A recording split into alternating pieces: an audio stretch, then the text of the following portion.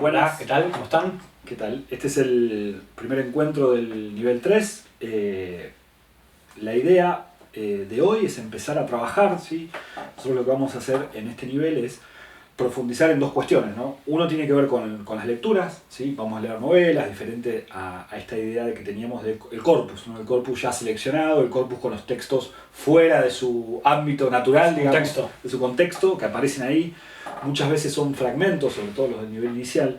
La idea es poder dar un salto en el sentido de la lectura y poder ir a leer una obra completa, en este caso novelas, ¿no? Sí, vamos a leer 3 novelas, que después especificamos cuáles son, pero vamos a ir justamente a ahondar en una obra cerrada, ya con un largo aliento y con diferente desarrollo, ¿no? Cada una la vamos a utilizar también como marco para poder ir a ver una cuestión técnica determinada, pero también esta cuestión de tener una experiencia de lectura mayor, ¿sí? Donde ustedes van a tener que hacer un trabajo también mucho mayor, por supuesto. Sí, ahí también hay que ir a ver todos los aspectos posibles y todas las herramientas que vimos en estos primeros dos niveles, poder aplicarlas, ¿no? Ahí a la lectura. Y en cuanto a las consignas de escritura, vamos a incorporar muchas cuestiones que tienen que ver con procedimientos de técnica, ¿sí? Algunos bastante interesantes y complejos también. Y vamos a ver 2 géneros nuevos, ¿sí? Que no vimos hasta ahora, ¿sí? Al menos que no vimos desde la escritura, que son el microrrelato y la crónica narrativa. Sí, la crónica narrativa, que es el que vamos a dedicar en esta primera clase, es un género híbrido, ¿sí? Es un género que se está escribiendo muchísimo en Latinoamérica ahora. Cuando decimos que es un género híbrido, ¿a qué nos referimos? Es que es un género que tiene como características de otros 2 géneros, uno de ficción y uno de no ficción. Justamente el de no ficción es la crónica periodística, ¿no? Decimos, cuando pensamos en crónica, siempre nos referimos a la crónica periodística, pero ahora vamos a ver en qué se diferencian estas. Y después decimos que este género es híbrido porque tiene muchísimos elementos de los géneros narrativos de ficción. Por ejemplo, el trabajo con el lenguaje, por ejemplo, la mirada. Sí, aprovechamos para volver a este concepto que tiene que ver con la ficción, ¿no? Que es lo que trabajamos en todos los textos hasta ahora y es lo que el campo que dominamos, ¿sí? Decíamos que la ficción se puede parecer mucho al mundo que conocemos o puede parecerse nada, pero que va a estar gobernado por la verosimilitud, ¿no? Decimos, bueno, previo a la escritura de un texto, en el texto puede pasar cualquier cosa, cuando hablamos de ficción. Una vez que ese texto comienza, ya empieza a estar delimitado por las reglas que ese propio texto fue a crear. Cuando hablamos de no ficción, justamente que se define por negatividad, va a estar atado al mundo constatable, ¿sí? Todo lo que nosotros veamos en un texto de no ficción, aclaramos que la crónica narrativa es de no ficción, entendemos que tiene un vínculo directo con el mundo constatable, ¿sí? Y eso tiene que ver con un pacto de lectura, es importante ir a verlo. Entendemos que hay muchos textos de ficción, muchos cuentos, que nosotros los fuéramos a leer mal, ¿sí? Y decimos, bueno, esto ocurrió. Bueno, más o menos podría funcionar porque se parece mucho. Sí, pensemos en el cuento, ¿se acuerdan? El nivel inicial, el cuento de Saravia de Piglia. Eso lo podríamos leer como un hecho policial, un femicidio en el marco de los bombardeos de Plaza de Mayo, y lo podríamos leer en clave de no ficción y podría ser hasta constatable, ¿sí? Sin embargo, el acuerdo de lectura es que lo que estamos leyendo es justamente un texto de ficción, en este caso, ¿sí?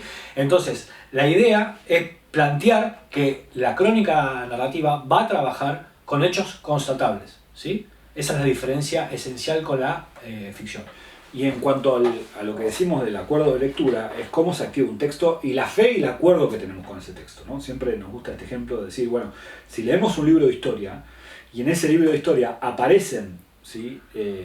La cita, ¿no? de dónde se extrajo ese documento, entonces tenemos algo, nos dice abajo, archivo de la General de la Nación, folio tal, bueno, nosotros confiamos en eso, no vamos a ir al Archivo General de la Nación a ver cada una de las citas o a leer todos los libros que hacen referencia. Bueno, lo mismo pasa con un libro de una obra, una crónica en este caso de no ficción, lo que leemos entendemos, ¿sí?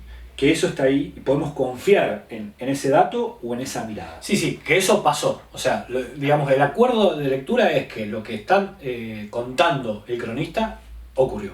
Bien, ahí lo que vamos a pensar, ¿sí? Porque vamos a profundizar en el nivel inicial, abrimos un poco la idea de de qué es una crónica narrativa, pues nos interesaba que lo incorporen como lectores y como lectoras.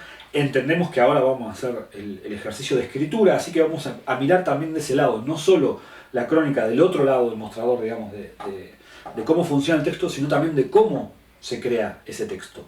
Lo primero que tenemos que pensar es que si trabajamos con material constatable, tenemos un primer trabajo, ¿sí?, diferente a lo que es el trabajo de escritura de ficción. Nosotros se nos ocurrió mientras desayunamos el cuento y los podemos escribir a la tarde. Acá vamos a tener un proceso previo, que es lo que se llama el reporteo, ¿no? Y ese reporteo que es lo que mantiene en común, por eso Emilio decía muy bien al principio, es un género híbrido porque tiene una pata acá y una pata allá. Esta es la pata que sí tiene y comparte con el periodismo, ¿no? Es justamente el hecho de ir a recabar información, de ir a juntar, ¿sí?, una información suficiente como para poder después trabajar con ese material. Y esa recabada de información tiene que ver con un ejercicio periodístico, que es ir a entrevistar, ir a mirar, ir a tomar notas, ir a investigar dato duro. Ahora vamos a ver qué cosa es eso, pero es justamente generar una cantidad importante de material para que luego vamos a trabajar de una forma particular, ¿no? Sí, en ese sentido, lo que vamos a pensar, ¿sí?, si nosotros quisiéramos escribir una crónica, vamos a pensar que, no sé, vamos a escribir sobre una feria, ¿sí?, en un barrio, una feria popular que hay en un barrio, pues nos parece que ahí hay algo que es interesante, que tiene que ver con un comercio, con otras características que el comercio que se da, digamos, en la urbanidad.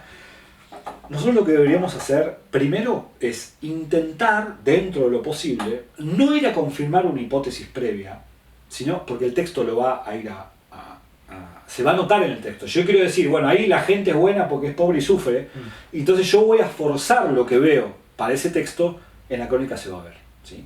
Si bien tenemos prejuicios, nos interesa por algo ir a un lugar y no a otro, la idea sería poder ir lo más desprejuiciados posible para que la observación del cronista nos indique qué es lo que nosotros vamos a ir a desarrollar, ¿no? Sí, eso es fundamental para el plan del texto que, como vamos a ver ahora, en una crónica narrativa es fundamental. O sea, si yo no tengo plan de texto, ¿sí?, si yo no tengo un plan de lo que voy a decir, no puedo decirlo. Pero ese plan no puede estar previamente dictado por mis prejuicios. Yo no puedo imaginarme como si fuese una ficción, ir a buscar lo que yo previamente oculté en esa realidad, ¿sí?, que es un poco lo que decía Mariano. Si yo voy a buscar a reforzar mi tesis previamente en el lugar que no conozco, el texto se va a notar que es un texto forzado, que le estoy forzando a la realidad a decir algo que yo tengo previamente pensado. Es el chiste, ¿no? Es decir, bueno, mi pareja me engaña, bueno, sí, se rascó la nariz, es obvio. Ya está. Me separo. Sí. Lo vamos a forzar, no va a estar ahí, nosotros lo vamos a generar, ¿sí? Entonces la idea es ir con el menor prejuicio posible a que nos dicte por dónde nos interesa, ¿no? Otra cosa, en función de esto, tiene que ver con la cantidad de material que nosotros recabamos en ese reporteo, ¿sí? Lo que nos va a interesar de eso tiene que ver con, por ejemplo, yo digo, ahí me parece que pasa algo, ¿no? En esa feria del barrio me parece que pasa algo. Yo voy, doy vueltas, miro. Deberíamos ver absolutamente todo. Las zapatillas que tiene la gente que vive ahí, los colores que hay, los aromas que hay, cómo cambia la luz y cuando le da el sol a la mitad de la feria la gente actúa de un modo, del otro modo la gente actúa de otro. Sí, ¿cuál es el volumen de ventas de ese lugar? Si en realidad nosotros por ahí decimos, no, ahí venden poco y es barato, por ahí los precios son caros, por ahí nos refuerza lo que nosotros traíamos previamente, ¿sí? No podemos trabajar con prejuicios, tenemos que ir y recabar la información que el lugar nos da. Todos estos aspectos que dijo Mariano, toda esa tesitura, todas esas texturas, todo es importante para después ir a leerla. Y una vez que lo encontramos, pues imaginemos que nosotros empezamos, vemos todo lo que creemos que es interesante. Y en un momento nos acercamos, porque también se puede trabajar sobre el testimonio, que después lo vamos a pensar cómo aparece en el texto, puede empezar a entrar de forma directa o indirecta, y nos damos cuenta, por ejemplo, que son todos familiares. Que la gran mayoría son familiares, o que los puestos siempre son a partir de familiares. Yo digo, ahí está la cosa. Entonces yo, una vez que anoté 3 cuadernos con el color y las marcas de las zapatillas, de todo lo que están ahí, y la cantidad de chipá que venden, digo, no, lo importante es que eso es una familia puesta para venderle a su propio barrio que son una misma familia. Ahí, ¿no? justamente de ese reporteo, de toda esa cantidad de información, aparece la tesis. Nosotros leemos ahí una beta ¿sí? De lectura, de ese hilo vamos a tirar y desde ese hilo vamos a construir lo que queremos decir. ¿Sí? Y capaz que de toda la nota que tomamos en ese reporteo, nos sirve un 10%, 20%, no más que eso. Pero siempre va a ser más rico porque si vamos con los ojos abiertos y desprejuiciados, vamos a poder mirar mejor, ¿no?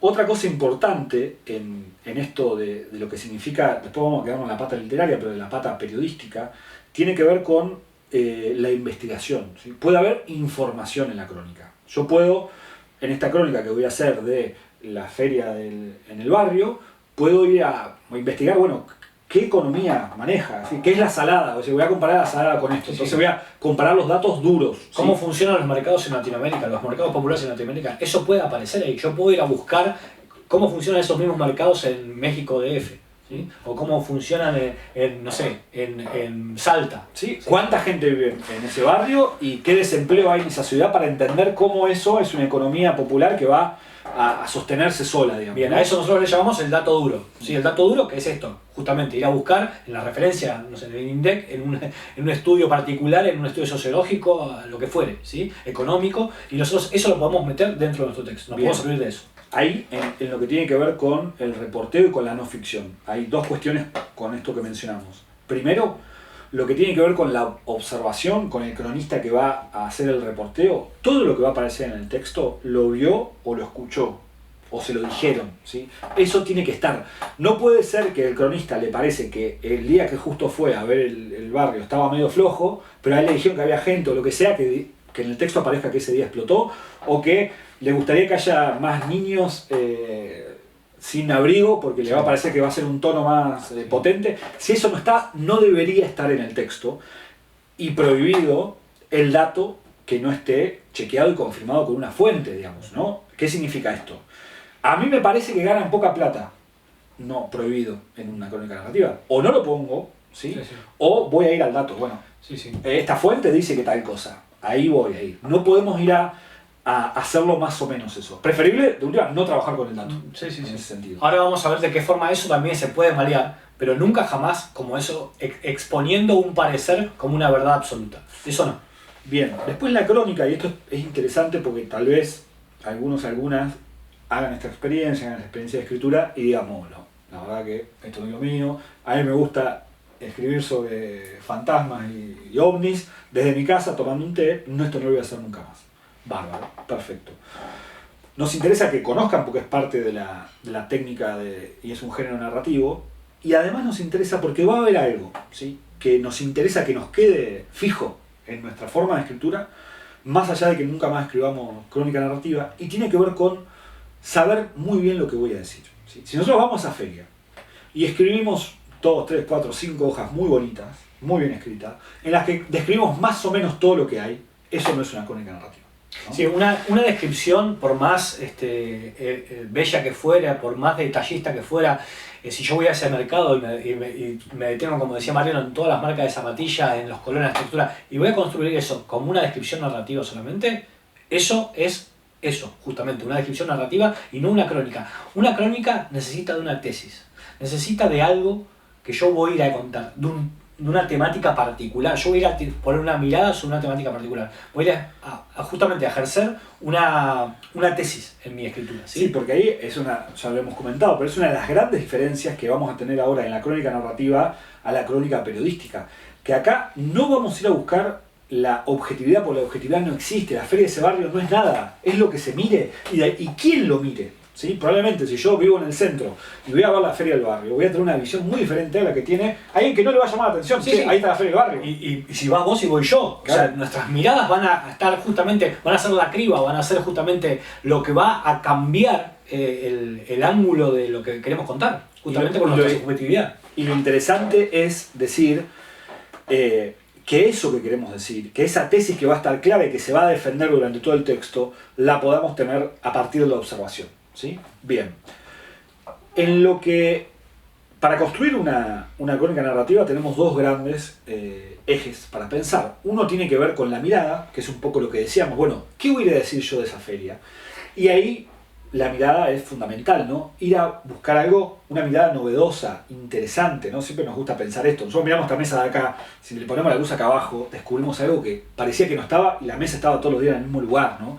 Es decir, lo que vayamos a ver como cronistas, la idea es siempre ir a buscar lo sutil, lo diferente, donde no se miró, ¿no? Sí, ahí aparece la figura de la subjetividad del yo cronista, ¿no? El cronista es la mirada, es su altura, es su extracción social, por supuesto su prejuicio, ¿sí?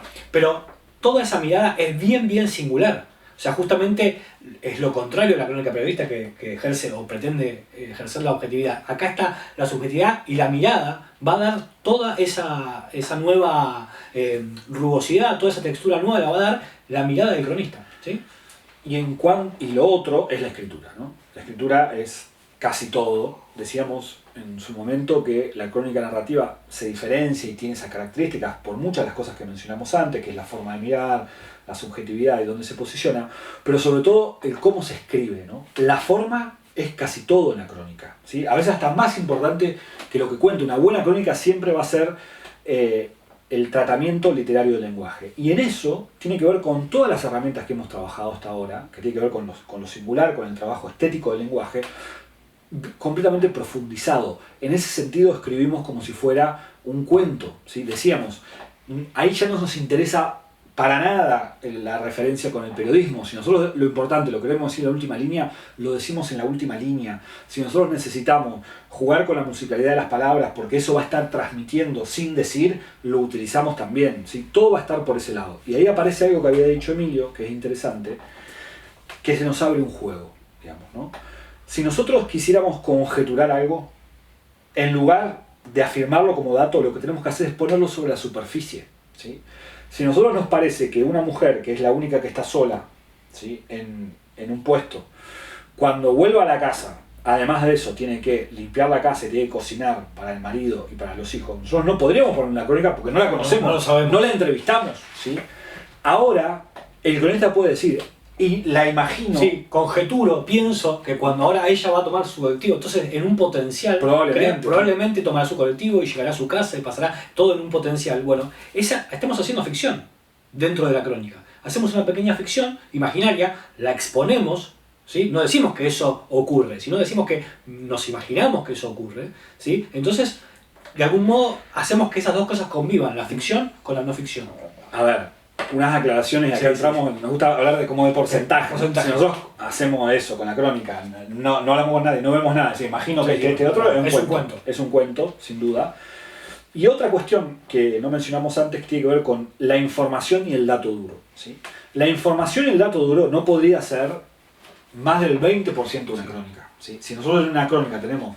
No va a ser una crónica, va a ser un informe, va a ser un análisis, un estudio. No solamente no más del 20%, sino la forma de que administramos ese dato duro. Si yo empiezo una crónica y meto 2 páginas de dato duro, bueno, se va a derrumbar, porque no está en la clave. Sí, exactamente. ¿Cómo lo administramos y la forma en la que administramos el dato? ¿Qué significa? Yo vengo, empiezo una crónica, ahora vamos a leer algunos fragmentos, ¿no? Allá, al ángulo, crónica bien literaria, un trabajo con el lenguaje finísimo, y después corto, dice, según la Organización Mundial de la Salud, 4,8%. Pues, te odio, sí. Te odio a vos. Lo dejo de leer inmediatamente. Lo que habría que hacer es, además de que nunca supere ese porcentaje estimativo de la crónica, que no aparezca todo junto, la forma, en el registro en el que aparece, tiene que parecerse lo más parecido, ser lo más similar al otro registro que mantengo, las partes más narrativas, ¿no? Sí. Bueno, después tiene algo, la crónica muy del género narrativo y sobre todo del cuento, que son los comienzos y los finales. En general, los comienzos y los finales, ahora vamos a ver algunos ejemplos,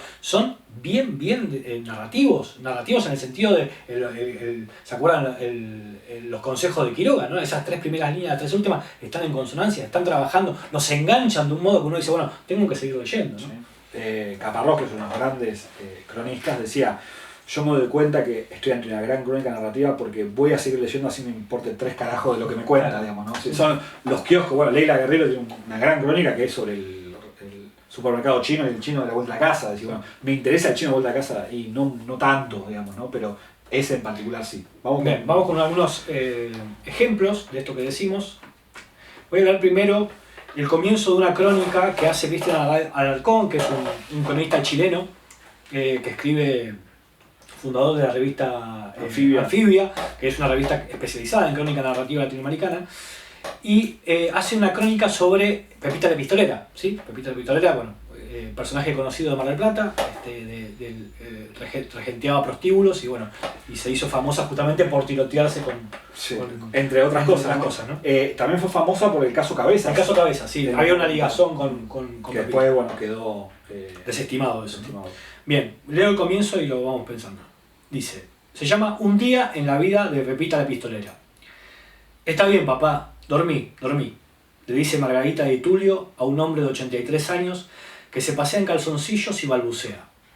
Es Antonio de Tulio, el hombre que la inició en la guerra, el que no tuvo un primogénito varón, pero crió una hija con una fuerza descomunal, el que comenzó a entrenarla luchando con ella como un borrego, el que la obligó a competir con varones más grandes en peleas callejeras desde los 2 años. El mismo que después, cuando no soportó la rebeldía de su hija de 16 años, le quebró la nariz. El mismo que la perdió de vista cuando ella decidió competir a lo grande y ganar dinero y batalla contra hombres. El mismo anciano que hoy se duerme tranquilo, como un niño acariciado por las manos llenas de nicotina, de piel suave pero fuertes como herraduras, terminadas en uñas largas, rojas, sutiles garras de una leona reina de la selva clandestina. Las manos de Pepita la Pistolera. Bueno, eso es un comienzo extraordinario, ¿sí? Lo que hace Alarcón, que tiene una escena que ve, ¿sí? Tiene el reporteo, digamos, ¿no? Se pasó varios días, es un perfil, ¿no? La parte de la crónica que está dedicada a personajes en particular, en nuevas situaciones o lugares o hechos, y lo que hace es asiste a una pequeña escena y todo lo otro es reporteo, que tiene que ver con investigación. Sí. Dice, bueno, tiene toda, él podría enumerar como si fuera algo cronológico. A los 2 años le pasó esto, a los 16 no. Él, a partir de la imagen esta de verlo acariciar al padre, a Pepita la Pistolera, dice, bueno, voy a recuperar la biografía, va entremezclando el dato biográfico con la escena que está ocurriendo y el tratamiento es de una exquisitez narrativa impresionante, ¿no? Todo el final, esto de las manos, ¿no? Cuando dice el mismo anciano que hoy se duerme tranquilo como un niño acariciado por las manos llenas de nicotina, de piel suave pero fuertes como herradura, terminadas en unas largas, rojas, sutiles garras de una leona reina de la selva clandestina. Las manos de Pepita. Eso sí, es una muestra ahí está todo, ¿no? Está la mirada particular, va a buscar el personaje que en general no va a buscar el periodismo, no va a buscar la historia. De eso va a hacer una mirada particular, que es de esta tipa, que es famosa porque se cargó un marido, mató un montón de tipos, manejaba eso, en una escena íntima y de ternura, ¿sí? Y eso con un tratamiento de lenguaje exquisito. Bueno, a eso le llamamos crónica narrativa, ¿no? Bien. Bueno, y ahora vamos con otro, Alejandro Zambra, otro chileno, ¿sí? Que hace una crónica sobre Cesare Pavese, el escritor y poeta italiano, y va a hacer una crónica del nacimiento, el pueblo de nacimiento de Pavese, que se llama San Stefano Belbo, y una comparación también con Pablo Neruda, ¿sí? Que es el poeta por antonomasia chileno, ¿no? Recomendamos mucho, un gran escritor, Cesare Pavese, muy famoso, también porque escribió un diario, ¿sí? Que hasta unos días antes de su vida, antes de suicidarse, casi que está el arma, aparece en el diario. El género diario siempre es muy, muy interesante, ¿no? Algún día vamos a charlar mucho sobre eso. Y además era un gran poeta que tiene uno de los mejores títulos, ¿no? Del libro de poemas, se llama Vendrá la muerte, tendrá tus ojos, ¿no? Ya 3 títulos tiene, ¿no? Trabajar cansa. Trabajar cansa, ese es buenísimo. Es muy bueno. Bien, leo lo que hace Zambra con esta historia. Dice, alguien nacido en el país de Neruda no debería hacer este viaje. Crecimos en el culto al poeta feliz. Crecimos con la idea de que un poeta es alguien que suelta sus metáforas a la menor provocación, que acumula casas y mujeres y dedica la vida a decorarlas, a las casas y a las mujeres. Crecimos pensando que los poetas coleccionan, además de casas y mujeres, mascarones de proa y botellas de chivas de 5 litros. Para nosotros, el turismo literario es cosa de gringos, de japoneses que pagan para maravillarse con historias asombrosas.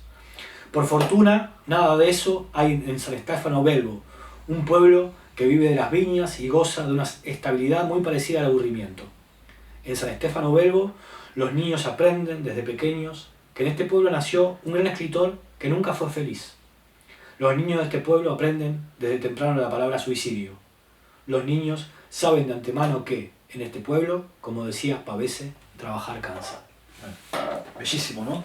Además de cómo está escrito, de lo que va a buscar, esta comparación, ¿no? Ahí en la mirada es extraordinaria. Pues sí, bueno, ¿qué? Hay un pueblo, llega el pueblo no hay mucho para ver, digamos, no está esta gente, pero ¿dónde está? En eso, además de cómo está escrito, está en la mirada. Lo que hace es decir, bueno, ¿qué ideario hay en mi país de lo que es un poeta? Bueno, ¿y qué idea tienen estos del poeta? Y va a trabajar la comparación afuera, ¿no? Sí. Eso es interesante. Bueno, ahí aparece el yo, ¿no? Bueno, yo tengo esta concepción de lo que es un poeta, el poeta feliz, la idea del poeta que enamora, del poeta vital también, ¿no?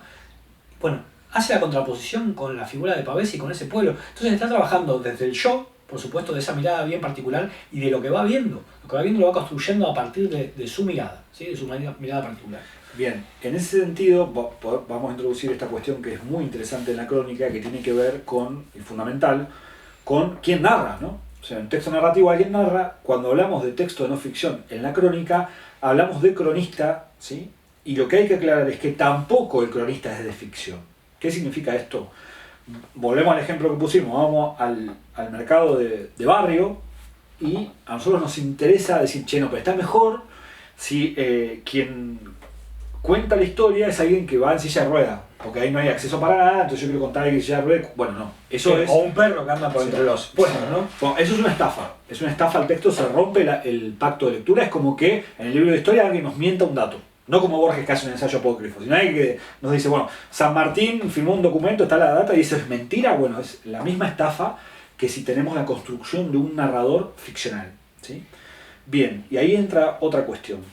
¿Cuánto puede haber de marca del yo, ¿no? Entendemos en este caso que ¿qué va a ser? ¿Una primera o una tercera testigo? En general va a ser una tercera testigo con primera, ¿sí? La crónica puede tener toda la cantidad de presencia de la primera, del yo cronista, que el texto pida. La crónica puede comenzar, vieron acá, todo es lo que le parece a Zambra y su cosmovisión, en ese sentido, más que el pueblo. Lo pide el texto, funciona bien, funciona buenísimo. En este sentido, el cronista que va de clase media, que va al barrio, puede sentir que lo quieren afanar o que lo miran raro. Y la crónica puede estar puesta sobre eso, todo sobre ahí, y puede empezar la crónica diciendo que le encargaron en el diario que haga eso, sí, o no, que lo hace porque está aburrido, porque lo hace para un taller o porque... Sí, los dos ejemplos que pusimos recién, por ejemplo el de Pepita de Pistolera, está bien claro que hay una tercera testigo, ¿no? No existe, no sabemos quién está ahí reporteando, ni siquiera hay una marca, ni siquiera de género. En el otro está bien la presencia, justamente haciendo una comparación con su biografía, ¿no? Sí, eso es lo que pide el texto, ya previo no hay, no es que bueno, con un poquito está bien, puede ser todo recostado sobre el cronista o puede ser una tercera testigo donde no hay marca, ¿no? En ese sentido les voy a leer un fragmentito de Los suicidas del fin del mundo, que ya lo hemos leído alguna vez, de Leila Guerriero, donde ahí se ve el tratamiento con lenguaje siempre y la marca de la primera, ¿no? Dice: era de noche, las nubes iban bajas, veloces, encendidas. Caminé por ese mar de postigos clausurados pensando en la ruta cortada, en los rumores, que el piquete se había levantado, que seguía hasta el lunes, o hasta el otro, o el siguiente. No importaba, podía estar ahí o haberse ido. El tiempo era un río inmóvil, igual, un río de piedra. Llegué a la casa de Pedro Beltrán y toqué timbre. Hubo pasos, roces, ruidos de animales. ¡Fuera! ¡Quédate quieto! ¡Quédate ahí, te digo! Pedro abrió la puerta y el viento arrastró hojas y polvo hasta la garganta de esa cosa oscura. Usaba un pullover con el cuello redondo y estirado. Vamos, vamos, en esta casa está hecho un desastre con estos bichitos.